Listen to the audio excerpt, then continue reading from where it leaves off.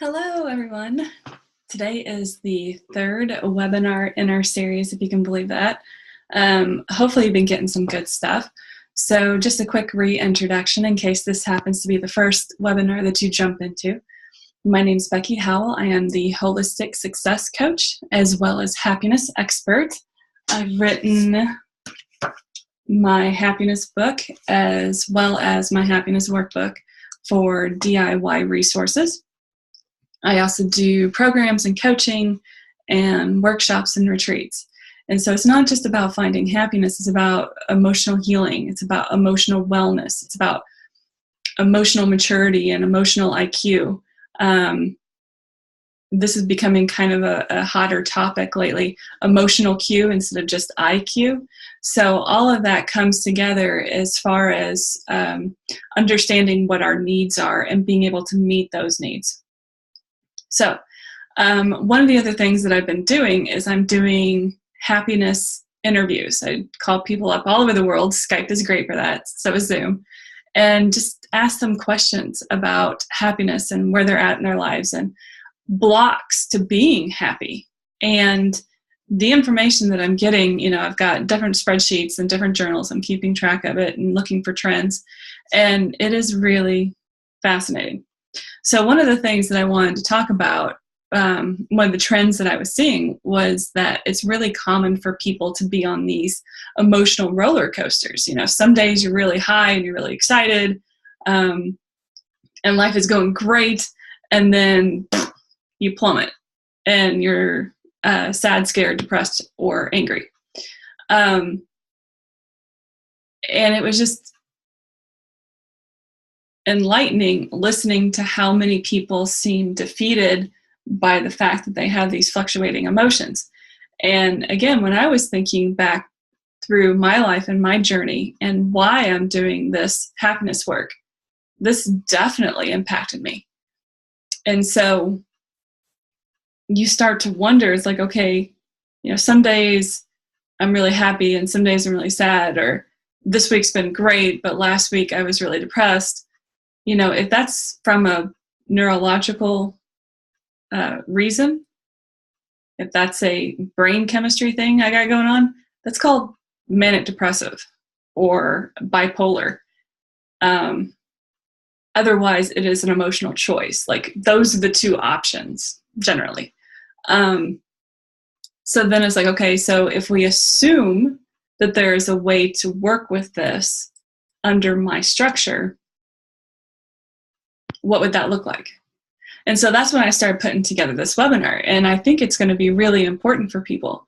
Like, everyone I talk to, oh yeah, this week's great, but last week sucked. Or, today I'm really kind of angry and just,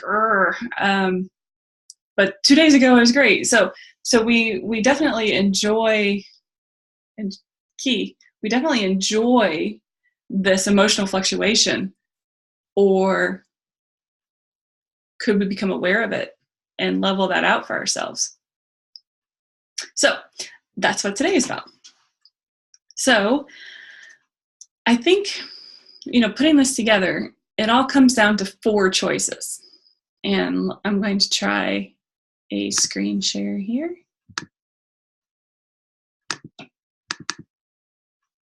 And it went away. Nuts. Okay, never mind. So I had them written out. Oh well. So the 4 choices is, are you choosing for someone else to make you happy? Are you giving up that emotional power? And we kind of touched on this on the last webinar, but there's a reason why these topics kind of flow through all of them. They're important to understand for emotional wellness and your happiness practice. So are you waiting for someone else to make you happy? Are you waiting for your husband to appreciate you? Are you waiting for a pat on the back from your job? Are you waiting for, this pinnacle of success that you think that you have earned? Number 2, the choice. Are you waiting for some external event to make you happy? Are you waiting for marriage? Are you waiting for divorce? Are you waiting for vacation? Are you waiting for a promotion? Are you waiting for a new house? Like, are you waiting for those things to make you happy? And talking about the archetypes, right? That's part of, are you a waiter? And is that part of why you're on the emotional roller coaster? Number 3, and this is where we start getting into some deeper emotion. And I encourage you just to sit with this and see what you come up with. Okay?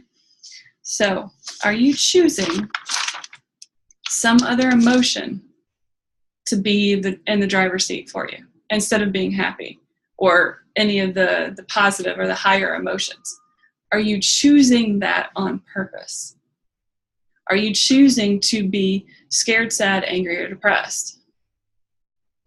And when I'm saying, and I'm talking about depression, I mean mild to moderate depression. I'm not talking about clinical.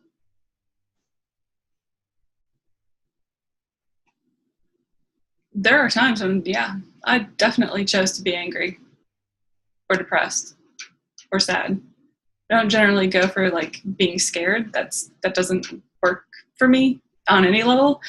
But I definitely chose to be angry. You know, something would happen and I could have chosen to be happy and to laugh and to let it go. And instead I stayed angry. You see this a lot with little kids, right? When they're angry and they're just pouty and they're really kind of actually cute. And you do something and they want to laugh and they keep pouting, even though you can see the smile tugging at the corners of their mouths. We do this as adults. I mean, it just blows my mind when you can compare how often we choose not to be happy. So, and lastly, why are you choosing these emotions to service your needs? I'm going to let that one sit for just a second. Why are you choosing to meet your needs with these other low emotions? Because you're not going to stay in mild to moderate depression or sadness, being scared, or being angry unless you're serving some need. And the knee-jerk reaction here is to get angry, right? Is to become scared, is to be a little depressed, because looking at this as an aspect of our lives is not comfortable. So our emotions usually serve some purpose. They're usually there to keep us safe. They're usually there to provide us an anchor. They are there to give us a warning system or a guidance system. It does not make biological sense for us to experience emotion without there being a need being met with them. So, are you choosing someone else to service your needs? Are you choosing someone else to be responsible for your happiness? Are you choosing something to be responsible for your happiness? Are you choosing one of these low emotions, sad, scared, angry, or mild to moderate depression, to be in the driver's seat of your emotions?